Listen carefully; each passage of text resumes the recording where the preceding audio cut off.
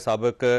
وزیر رہے ہیں پنجاب میں بھی وفاق میں بھی۔ رانا صاحب آپ کا بہت بہت شکریہ۔ فرمائیے سر، اب تو جو شہداء کے لواحقین ہیں وہ سوار کو اپیل کر رہے ہیں سپریم کورٹ آف پاکستان سے کہ یہ جو ملٹری کورٹس ہیں ان کو بحال کیا جائے، تو آپ کا خیال یہ ہے کہ اب ایک پریشر ہوگا سپریم کورٹ آف پاکستان پہ؟ سپریم کورٹ آف پاکستان کو سوچنا چاہیے اس چیز پہ؟ دیکھیں، سپریم کورٹ میں جو ایک مخصوص بینچ جو فیصلے کرتا رہا ہے اور اس بینچ سے متعلق جو ہے وہ بڑیاں کہانیاں اور قصے بھی جو ہے وہ لوگوں میں اب بھی جو ہے وہ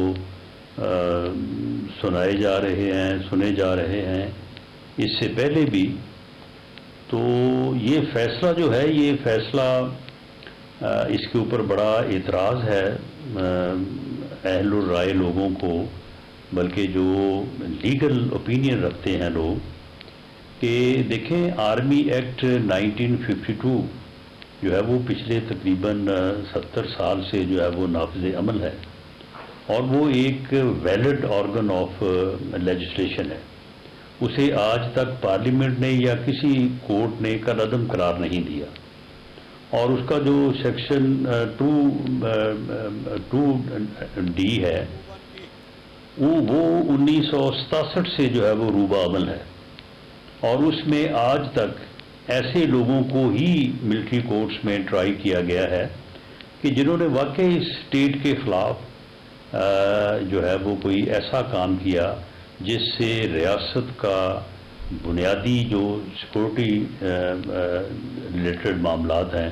ان کے اوپر کوئی حرف آیا، یا ان کو انہوں نے جو ہے وہ ٹریسپاس کیا۔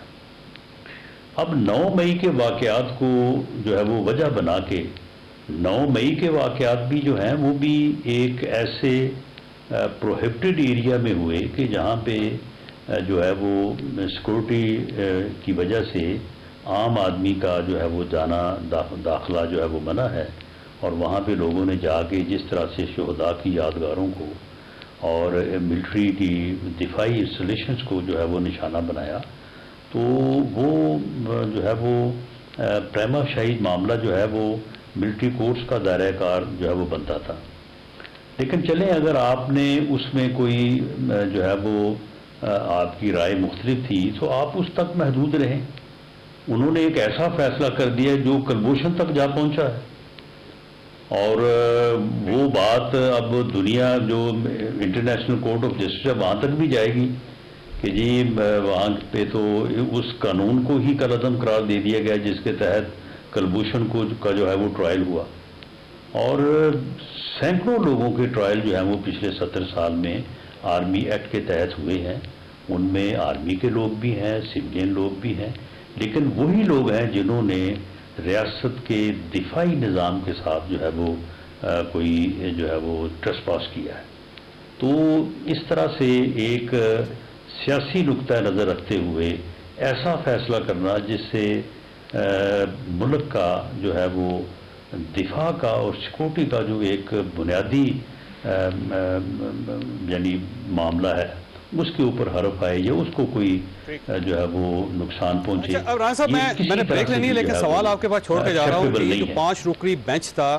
آپ کا خیال یہ ہے کہ اس نے فیئر فیصلہ نہیں کیا؟ آپ کا خیال یہ ہے کہ جو 5 رکنی بینچ تھا سپریم کورٹ آف پاکستان کا جس نے یہ فیصلہ کیا تھا، اس نے ایک فیئر ڈیسیژن نہیں کیا، اور پی ٹی آئی کو سپورٹ کرنے کے لیے، پی ٹی آئی کو فائدہ کرنے کے لیے، دینے کے لیے پورا سسٹم بریک کر دیا گیا پاکستان میں؟ دیکھیں، جو کیس ان کے سامنے تھا، جو پٹیشن ان کے سامنے تھی، وہ تو 9 مئی کے واقعات سے متعلق تھی، تو انہیں اس فیصلے میں جو ہے وہ وہاں تک محدود رہنا چاہیے تھا۔ اگر وہ یہ ہولڈ کر بھی لیتے کہ جو آرمی ایکٹ ہے، 9 مئی کے واقعات جو ہیں وہ اس آرمی ایکٹ کے تحت جو ہے وہ کور نہیں ہوتے، تو چلیں اس کے اوپر جو ہے وہ دیکھ لیا جاتا کہ آیا جو پروسیکیوشن ایجنسی ہے اس نے کوئی تجاوز تو نہیں کیا، لیکن انہوں نے بنیادی طور پہ اس قانون کو ہی جو ہے وہ کالعدم قرار دے دیا، جبکہ یہ قانون جو ہے یہ پچھلے یعنی تقریباً 35-40 سال میں بار بار جو ہے وہ کورٹس میں چیلنج ہوا ہے، اور کورٹس میں چیلنج ہونے کے بعد اپ ہولڈ ہوا ہے، اور اس سے پہلے سپریم کورٹ کے 5 رکنی سے بڑے بینچ میں یہ اپ ہولڈ ہوا ہے. تو ایک رولز اور قانون کے تحت تو ایک ایسا فیصلہ جو ایک بڑا بینچ جو ہے وہ پہلے کر چکا ہو، اس کے بعد ایک اس سے مائنر بینچ جو ہے وہ کوئی فیصلہ کرے تو اس بینچ کا فیصلہ قابل عمل ہی نہیں ہوتا. تو یہ بھی ایک اس میں معاملہ ہے کہ یہ فیصلہ جو ہے یہ قابل عمل operative in the I of law ہے یا نہیں ہے. تو یہ چیز اچھا اب راز صاحب فرمائیے گا، آپ کے پاس آپ کی پارٹی کے پاس ایک آپشن ہے کہ جب شہداء کے لواحقین اپیل کریں یا وہ پٹیشن دائر کریں منڈے کو، تو آپ بھی اس کا حصہ بن جائے اور آپ بھی supreme court of Pakistan chief justice of Pakistan سے بات کریں، ان سے ریکویسٹ کریں کہ جناب ایک بڑا سا بینچ بنا کے یا ہماری درخواست بھی سن لیں، کیونکہ ہم نے یہ جو بل تھا وہ پاس کروایا تھا. جی بالکل نہیں، یہ ایکٹ جو ہے آرمی ایکٹ یہ تو 1952 سے نافذ العمل ہے، یہ کوئی اب کی بات تو نہیں ہے. اور جو اس کا متعلقہ جو اس کا سیکشن جو 2D ہے وہ 1967 سے ہے. یہ کوئی ایسا نہیں ہے کہ یہ کوئی اب لیجسلیشن ہوئی ہے یا کوئی پچھلی گورنمنٹ نے یا پارلیمنٹ نے جو ہے وہ کی ہے.